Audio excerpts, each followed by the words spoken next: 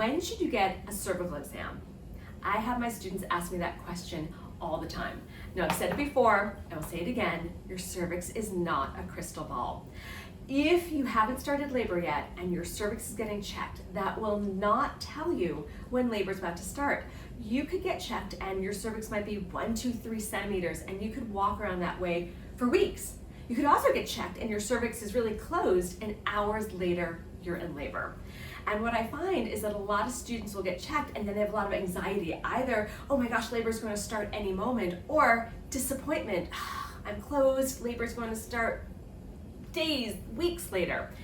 So how is that cervical check giving you information? That's kind of the rule of thumb I go by. When you have any procedure, let's say right now we're talking about cervical checks, how is that information going to help you manage, you and your care provider manage the next steps? So say that you have been laboring for hours and you want to know, has there been any cervical change?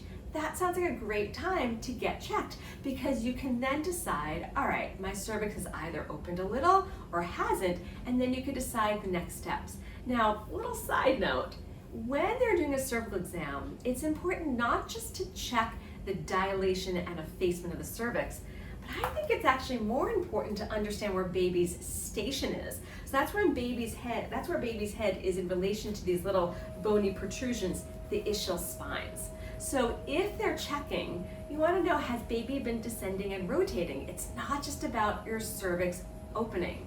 And all that information can help you and your care provider think, what are the next steps? Do you need to change positions more?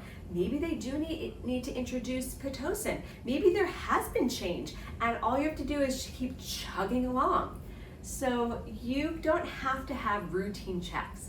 Maybe it's hospital protocol to have a check every 2 hours. It's your body. You get to make these choices of when you have a cervical check and how you're going to use that information for the next steps of your labor. Let me know what you think. Follow for more tips.